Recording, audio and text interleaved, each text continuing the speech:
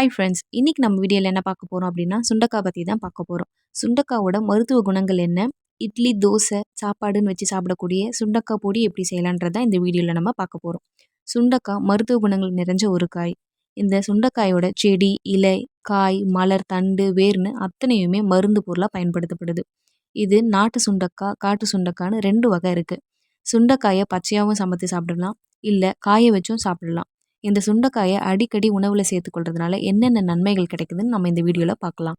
சுண்டைக்காயில் என்னென்ன சத்துக்கள் இருக்குது அப்படின்னு கேட்டிங்கன்னா, சுண்டைக்காயில் கால்சியம், புரத சத்து, இரும்பு சத்து ஆகியவை அதிகமாக இருக்குது. இது ரத்தத்தில் உள்ள நச்சுக்களை வெளியேற்றி அஜீரணம், மலச்சிக்கல் உள்ளிட்ட பிரச்சனைகளை தீர்க்க உதவி செய்யுது.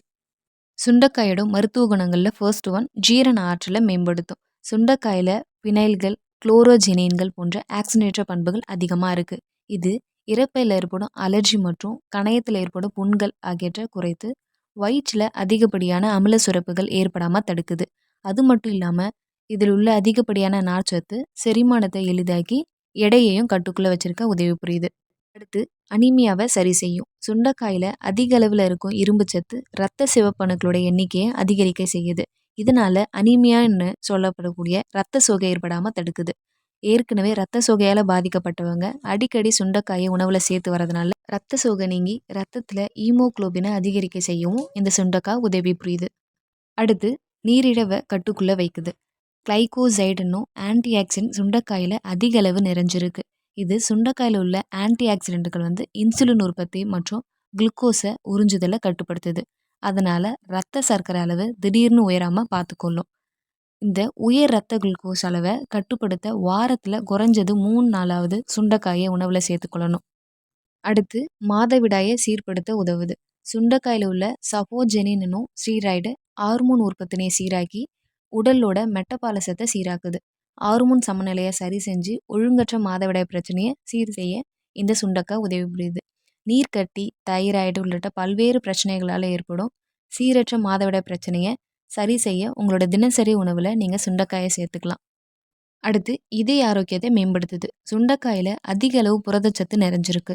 அது மட்டும் இல்லாமல் இதய ஆரோக்கியத்தை மேம்படுத்துவதற்கான அமினோ அமிலங்களும் இதில் அதிகம். இந்த அமினோ அமிலங்கள் இதய தசைகளை தளர்வாக்கி இதய துடிப்பை சீராக வச்சுக்க உதவி செய்யுது. இதய திசுக்களுக்கு சீராக ஆக்சிஜனையும் ரத்தத்தையும் பம்ப் செய்யறதுக்கு எடுத்து செல்லும் வேலையை சுண்டைக்காயில் உள்ள அமினோ அமிலங்கள் செய்யுது. இதனால ரத்த அழுத்தமும் கட்டுக்குள்ளே இருக்கும். அடுத்து காய்ச்சலை குணப்படுத்தும் தன்மையை கொண்டிருக்கு. சுண்டைக்காயில் ஆன்டி வைரல் பண்புகளும் ஆன்டி ஆக்சிடென்ட் பண்புகளும் அதிகம். அதனால உடலோட வெப்பநிலையை குறைச்சி உடல் சூட்டை தணிக்கும் தன்மையை சுண்டைக்காய் கொண்டிருக்கு. காய்ச்சலில் இருக்கும் சமயத்தில் சுண்டைக்காய் வற்றில் சீரகம், மிளகு, உப்பு சேர்த்து வறுத்து பொடி செஞ்சு அதை சூடான சாதத்தில் நெய் சேர்த்து பிசைஞ்சு சாப்பிட்டு வந்தோம் அப்படின்னா காய்ச்சல் விரைவாக குணமடையும். அப்படி இல்லைன்னா சுண்டைக்காயை சூப் வடிவிலும் எடுத்துக்கலாம். அடுத்து சிறுநீரக செயலிழப்பு பிரச்சனைக்கு உதவி புரியுது. சுண்டைக்காயில் அதிக அளவு ஆன்டி ஆக்சிடென்ட்கள் இருக்குது. இது சிறுநீரக கற்கள் போன்ற சிறுநீரக கோளாறுகளை குணப்படுத்தவும் சிறுநீரகத்தில் குளோமருலர் கட்டமைப்பில் ஏற்படும் அடைப்பை நீக்கவும் உதவி புரியுது. உங்களோட வழக்கமான டயட்டில் வாரத்தில் 2 நாட்கள் சுண்டைக்காயை உணவில் சேர்த்துக்கொள்றதுனால சிறுநீரகத்தில் கழிவுகள் தேங்காமல் வெளியேறி குடல், சிறுநீரக பாதை மற்றும் ஒட்டுமொத்த சிறுநீரகத்தோட இயக்கத்தையும் மேம்படுத்தும். இதனால சிறுநீரக செயலிழப்பு உள்ளிட்ட பிரச்சனையும் தவிர்க்க முடியும். அடுத்து நோய் எதிர்ப்பு ஆற்றலை அதிகரிக்கிறது. சுண்டைக்காயில் அதிக அளவு வைட்டமின் சி இருக்கிறதுனால இது நோய் எதிர்ப்பு ஆற்றலை அதிகரிப்பதற்கு முக்கிய ஊட்டச்சத்தாக இருக்குது. அலர்ஜி, நீரிழிவு போன்ற நாள்பட்ட நோய்கள், உயர் ரத்த அழுத்தம் மற்றும் காய்ச்சல் போன்ற பருவகால நோய் தொற்றிலிருந்து நம்ம உடலை பாதுகாத்து நோய் எதிர்ப்பு மண்டலத்தை பலப்படுத்துது. காய்ச்சல், சளி ஏற்படும் போது உடல் பலமாக இருக்க சுண்டைக்காய் சூப் வச்சு கூட எடுத்துக்கலாம். அடுத்து சுண்டைக்காய் ஆஸ்துமாவை கட்டுப்படுத்துமா அப்படின்னு கேட்டிங்கன்னா, இருமல், மூச்சு குழாய் அடைப்பு, சைனஸ், நுரையீரல் சம்மந்தப்பட்ட பிரச்சனைகள், ஆஸ்துமாவோட அறிகுறிகள் குறைப்பதில் சுண்டைக்காய் முக்கிய பங்கு வகிக்குது. அதனால ஆஸ்துமா தொற்று உள்ளவங்க அடிக்கடி உணவில் சுண்டைக்காயை சேர்த்துக்கொள்வது ரொம்பவே நல்லது. இது வயிற்றில் இருக்க பூச்சிகளை அழிக்க உதவி புரியுது. நமது வயிறுன்றது நம்ம உண்ணும் உணவை செரிமானம் செஞ்சு நமக்கு சத்து அளிக்க உதவும் ஒரு உறுப்பாக செயல்படுது. நுண்ணுயிரிகள் நிறைந்த உணவுகளை சிலர் அதிகம் குறிப்பாக குழந்தைங்க சாப்பிட்றதுனால அவர்களோட வயிற்றில் பூச்சி தொல்லை ஏற்படும். நம்ம சுண்டைக்காயை பக்குவம் செஞ்சு சாப்பிட்டு வந்தால் வயிற்று பூச்சிகள் அழிஞ்சு குடல் வயிறு சுத்தமாகும். இது பசி உணர்வை ஏற்படுத்துது. ஒரு நாளில் 3 வேளையும் சாப்பிட்றதுக்கு முன்னாடியே நமக்கு வயிற்றில் பசி உணர்வு ஏற்படுது அப்படின்னா நம்ம உடல் ஆரோக்கியமாக இருக்கிறதுக்கு ஒரு சிறந்த அறிகுறி. சிலருக்கு உடல்நல பாதிப்பு ஏற்பட்டதுனால பசி உணர்வு குறைஞ்சிடும். சுண்டைக்காயை அடிக்கடி பக்குவப்படுத்தி நம்ம சாப்பிட்றதுனால பசி உணர்வு அதிகமாகி உடல் ஆரோக்கியமும் மேம்படும். அடுத்து அஜீரண கோளாறுகளை சரி செய்யுது.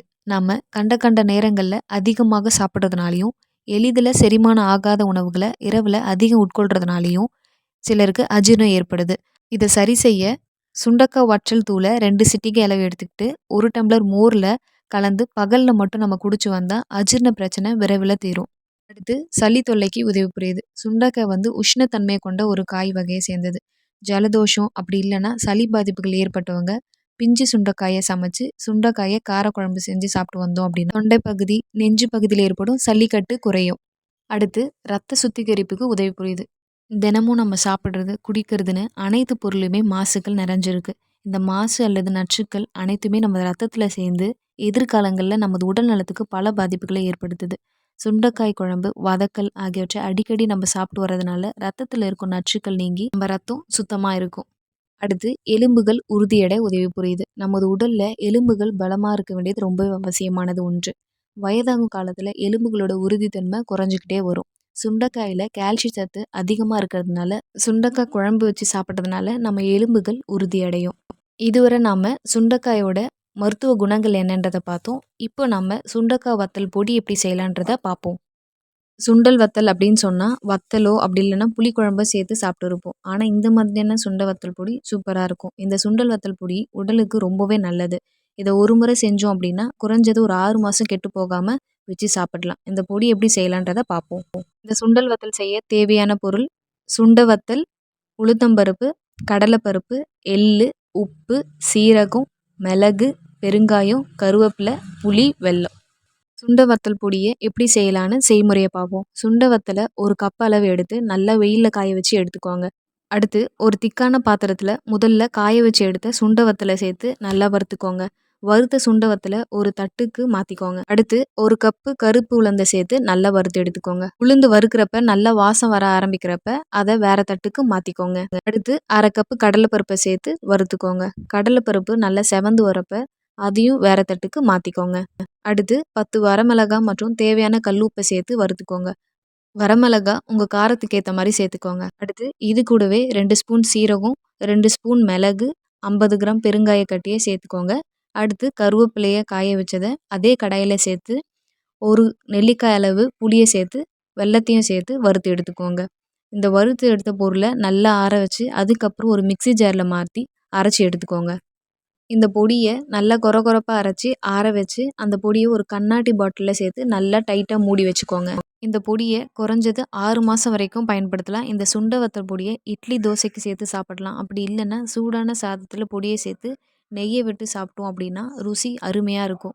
இதுவரை நம்ம வீடியோவில் சுண்டைக்காயோட மருத்துவ பயன்கள் என்னன்றதை பார்த்தோம். அது மட்டும் இல்லாமல் சுண்டைக்காயை பயன்படுத்தி இட்லி தோசை சாப்பாடுக்கு செய்யக்கூடிய ஒரு சூப்பரான சுவையான சத்தான பொடி எப்படி செய்யலான்றதை பார்த்தோம். இந்த வீடியோ உங்களுக்கு பயனுள்ளதாக இருக்கும்னு நம்புகிறேன்.